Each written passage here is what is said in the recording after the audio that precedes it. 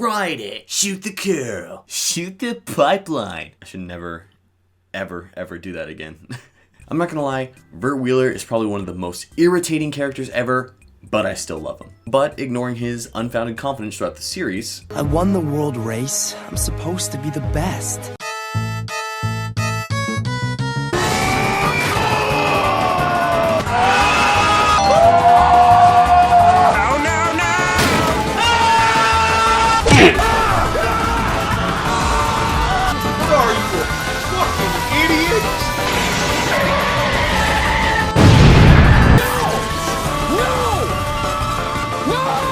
oops. Do a barrel roll. What are you? An idiot sandwich. As well as that weird mopey Vert arc where he gotta just quit everything after losing a couple races.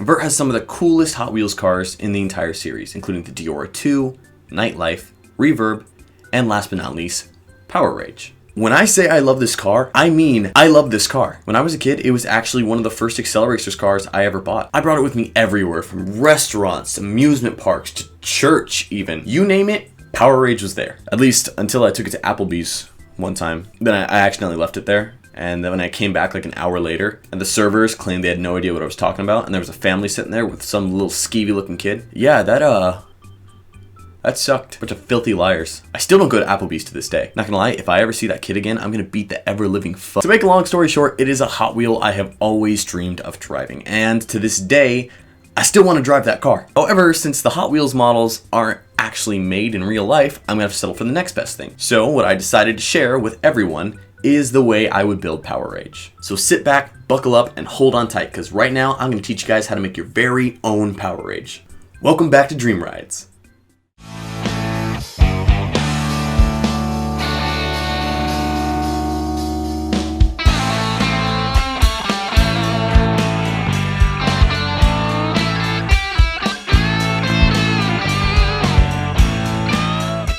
Before we start the video, I just want you guys to know there's a little surprise at the end for all of you. So I'd very much recommend watching the whole video all the way through. Now, unless you're a rich oil tycoon, Power Rage would be an extremely easy car to make. All you'd have to really do is buy a 2012 Lexus LFA. The body lines, lights, and general shapes are almost on point with the Hot Wheel, minus the rear tail lights. It's so similar that people have actually created Power Rage paint shops for it in many popular games, especially the Forza Horizon series. And yes, you better believe, I lived out all my wildest fantasies in the Hot Wheels expansion for Forza 3.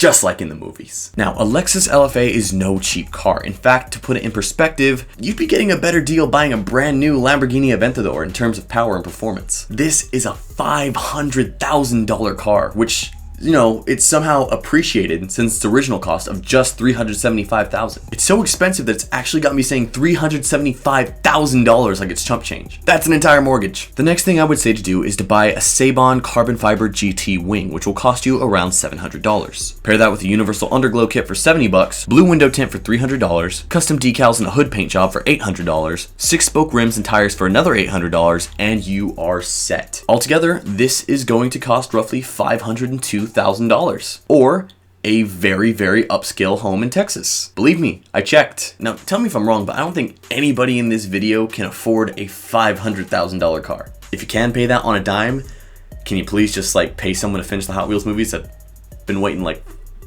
what is it, 17 years now? Oh my gosh. So, now that that's out of the way, we are going to get into how to build it the Broco way, aka my way. We're gonna start off with a Nissan 350Z, and before any of you complain, shut your mouth and hear me out.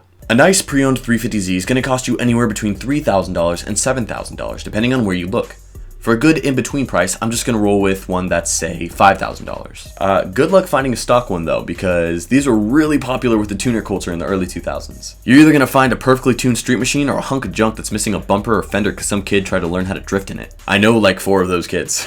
Now for the body kits, which are the most crucial parts of this build. You're gonna need 2 to perfectly complete this car. And possibly the most important part of this build for me is going to be the front end. The one on the Power Rage Hot Wheel is super iconic and aggressive, so I spent what felt like hours in Google Images trying to find one that fits best. I eventually settled on the C West Fairlady ZN1 body kit. Now this body kit was a godsend because it pretty much has everything you need to make Power Rage. It's got the twin front end vents, it's got the side skirts, it's got the rear wing, it's got everything except for the rear bumper. So now it's time for even more research. If you guys can find a way to search up various body kits without going through Google Images, just please let me know because it makes these a lot longer than it needs to be.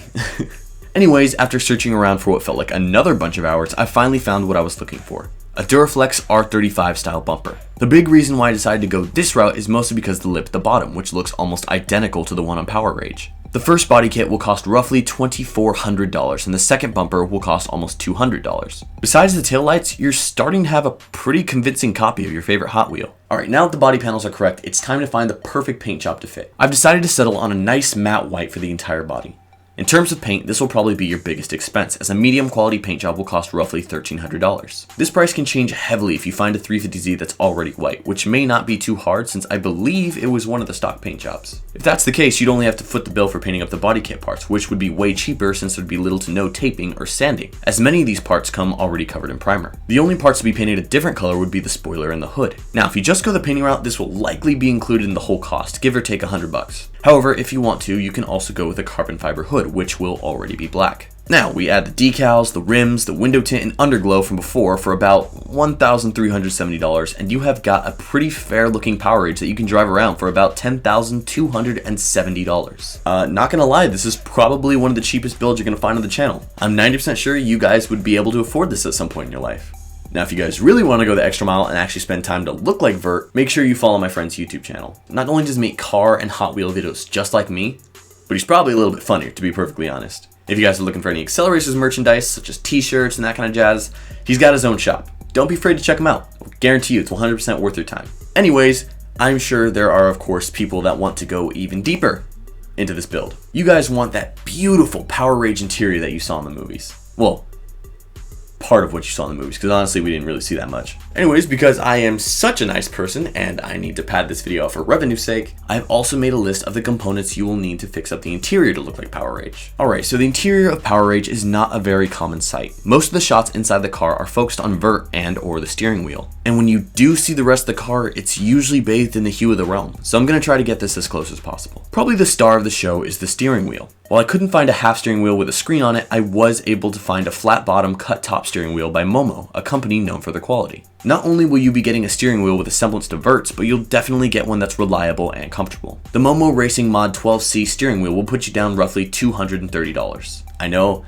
that's a lot of money for a steering wheel, but can't help it if they're the only people that make that kind of thing, at least to my knowledge, so good luck. Next up is the seats. Now, we really aren't able to see much of these, as Vert is in the 9 times out of 10. In fact, the only shot that I had of the seats were in the water realm when he's getting into the hyperpod. I decided to take a few liberties with the seats and just picked my own with a similar headrest. I opted for the Cypher Auto CPA 1013 black and blue seats. They're sleek, they have a similar shape, and they'll keep you safer in the event of a crash than the stock seats. These seats will put you down roughly $410. Luckily for this car, there's actually no back seats that come with this stock, so that saves you the problem of having to get a rear seat delete. Instead, you can just start building the speaker system right behind the driver and the passenger, which will cost you roughly $500, depending on, if you want to make it. It'll be a lot cheaper if you make it yourself, but, through a shop, that's probably like the average cost you'll find. The next step is turning the gauges blue.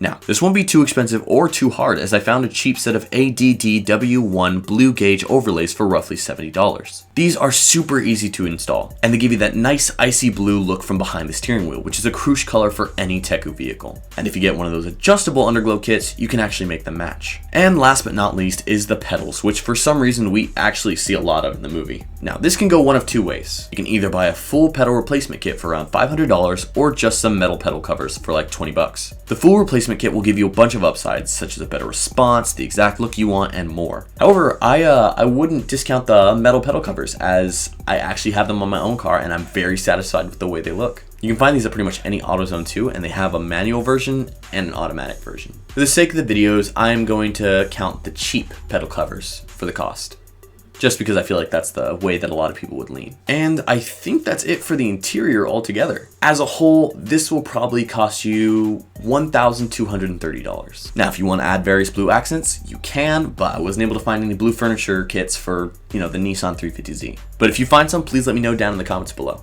Personally, I think what I have will be enough for any Hot Wheels enthusiast. Now, for all of you completely psychotic ACCELERACERS fans, we're going to try and build Vert's engine. Now, this engine is going to be a little harder than building Nolo's engine, mostly because Vert's car is a 4-cylinder and stock 4-cylinders can't handle a lot of horsepower without some serious upgrades. As a result, it's not as easy as plugging a turbocharger in. I also only have experiences with working on V8s, so I'm kind of learning as much as I put this together, so if I get something wrong, please let me know. If you had to get my honest opinion, I'd just leave the stock Z engine in there.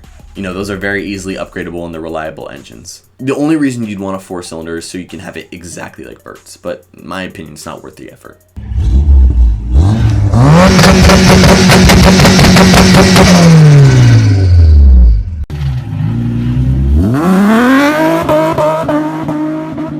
But you know what? I'm not here to give warnings. I'm here to teach you how to create things that you are probably never going to build. So let's get into it, shall we? According to the wiki, Vert's Power Rage is a turbocharged 4-banger that makes around 410 horsepower. Now, this is impossible for a 4-cylinder stock internals to handle, and it's already putting a lot of pressure on the block, so this is going to require a full rebuild. If you don't, you're probably going to be greeted by situations like this.